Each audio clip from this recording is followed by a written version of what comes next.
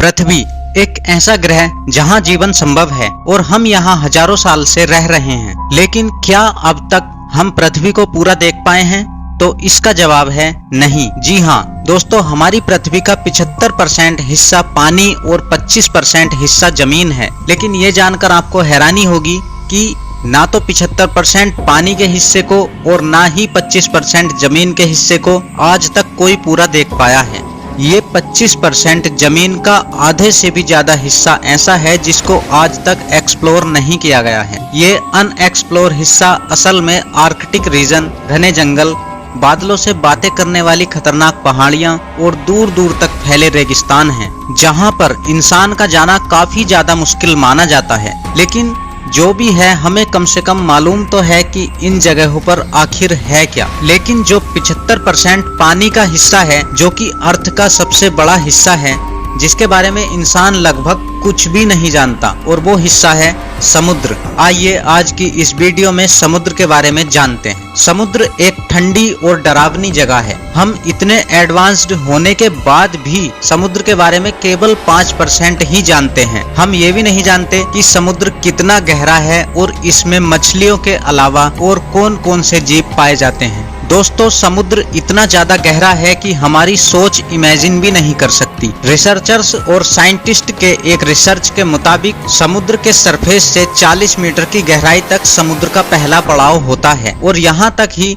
Scuba dive allow होता है, और आमतौर पर ज्यादातर स्विमर्स यहाँ तक ही स्विम करते हैं। लेकिन दुनिया के जाने माने स्क्यूबा डाइवर हार्वर्ड निच ने 214 मीटर की गहराई में गोता लगाकर रिकॉर्ड कायम किया था, और ये रिकॉर्ड उन्होंने सिर्फ अमेजिंगली एक सांस में पूरा किया था। लेकिन इनसे भी नीचे इनका रिकॉर्ड तोड़ते हुए एक आदमी गया था, और वो थे अहमद गवर, जो समुद्र में 332 मीटर नीचे गए थे और उन्होंने नया रिकॉर्ड बनाया। और फिर यहाँ से और नीचे करीब 443 मीटर नीचे जाने पर विविध समुद्री जीव दिखाई देंगे, और ये गहराई एम्पायर स्टेट बिल्डिंग की गहराई के बराबर है। अगर हम इससे और नीचे लगभग 500 मीटर की गहराई में जाते हैं तो हम पाएंगे कि ये ब्लू व्हेल मछली की मैक्सिमम डाइव लिमिट है, यानी कि ब्लू व्हेल मैक्सिमम इसी गहराई तक डाइव लगाती है। और यहाँ से और नीचे मतलब 585 मीटर पेंगुइन की मैक्सिमम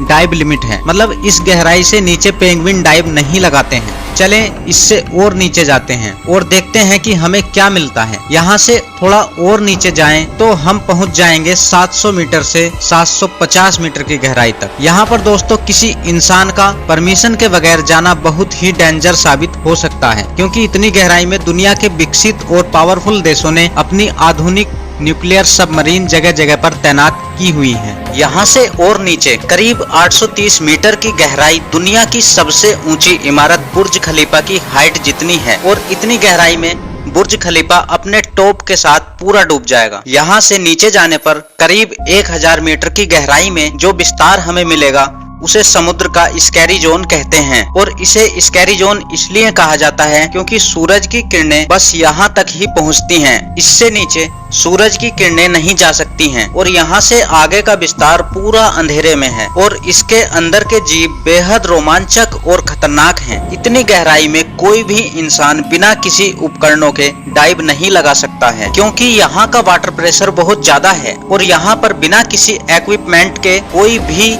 इंसान पल भर में ही मर जाएगा। इससे नीचे की 1200 मीटर की गहराई समुद्री कछुओं के लिए डीपेस्ट एरिया माना जाता है, और गहराई में करीब 2000 मीटर नीचे जाने पर हमें यहाँ पर बहुत ही अद्भुत, रोचक और बहुत ही खतरनाक जीव सृष्टि दिखाई देती है। याद रहे, यहाँ पर कुछ भी देखने के लिए हमें हाई पावर टॉर्च की जरूरत पड़ेगी। लेकिन यहाँ पर पाई जाने वाली एंगलर फिश एक ऐसी प्रजाति है जिसे कुदरत ने ही उसके आगे टॉर्च दे रखी है। इसे लाइट फिश भी कहा जाता है, और इसके मुंह के आगे बायोलुमिनेशन लर्स लटके होते हैं जो एक टॉर्च की तरह चमकते हैं, और समुद्र की इतनी गहराई में अंधेरे में इस फिश को रास्ता दिखाते हैं। कुदरत भी बड़ी कमाल की चीज है दोस्तों। और ज्यादा गहराई में करीब 2200 मीटर के लेवल पर आपको स्पर्म व्हेल्स दिखाई देंगी, और यहाँ पर आपको ऑक्टोपस दिखाई देंगे। ये समुद्री तल के सबसे डीपेस्ट लेवल पर जीने वाले ऑक्टोपस हैं, और ज्यादा डीप में जाएंगे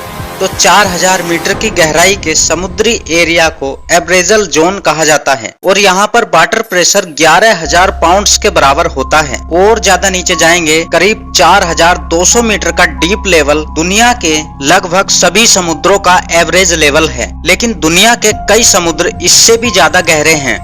समुद्र तल से 6000 मीटर गहराई वाले विस्तार को हेड्रल जोन कहते हैं और यहाँ पर वाटर प्रेशर एक इंसान पर जंबो जेट विमान रखने के बराबर होता है। यहाँ से अगर और नीचे जाएं तो 8848 मीटर की गहराई समुद्र तल से जमीन के ऊपर माउंट एवरेस्ट की चोटी के बराबर है और नीचे 10,916 मीटर की गहराई का विस्तार वो विस्तार है जब इंसान सबसे पहले इतनी गहराई तक पहुंचा था। इतने डीप जाने का रिकॉर्ड सन 1960 में बनाया गया था। ये लोग उस वक्त की सबसे एडवांस्ड सबमरीन के साथ समुद्र की इतनी गहराई में गए थे और उनको सबमरीन की फास्टेस्ट स्पीड में इतनी गहराई तक जाने में 5.5 घंटे से भी ज्यादा का समय लगा था। और इतने डीप में समुद्र के पानी का प्रेशर इतना ज्यादा था कि उनकी आधुनिक सबमरीन के ग्लासेस भी टूटने लगे थे और इसलिए वो महज 20 मिनट से भी कम वक्त तक वहाँ रुके और फिर वहाँ से लौट आए। लेकिन हम यहाँ से वापिस नहीं लौटने वाले,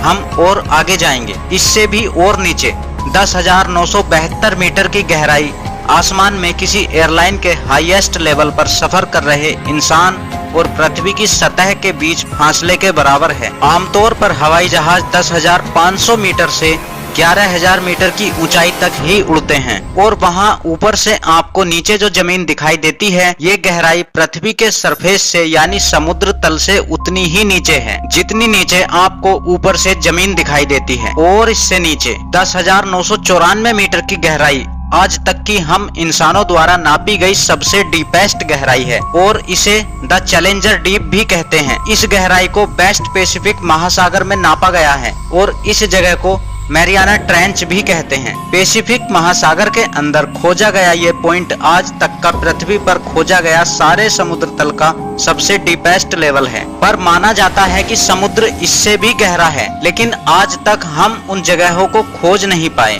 माना जाता है कि हम इंसान सिर्फ 5% ही समुद्री विस्तार को आज तक खोज पाए हैं और बाकी का 95% समुद्री विस्तार ऐसा है जहाँ तक आज तक हमारी नजर नहीं गई है। हो सकता है कि भविष्य में हमें और भी गहरे समुद्री लेवल की जानकारी मिले और ये भी हो सकता है कि हमें वहाँ पर ऐसी जीव सृष्टि मिले जो हमारे लिए किसी एलियन से कम ना हो सकता है कि हमें समुद्र में भविष्य में कोई नई दुनिया ही मिल जाए या कोई अनजान एलिमेंट्स या अज्ञात नैसर्गिक खजाना भी हमें मिल सकता है। इंसानों की ये खोज हमेशा जारी रहेगी। उम्मीद करता हूँ आपको वीडियो पसंद आई होगी। अगर वीडियो पसंद आई हो तो चैनल को सब्सक्राइब करें, वीडियो को लाइक करें, कमेंट करें और शेयर करें। धन्यवाद।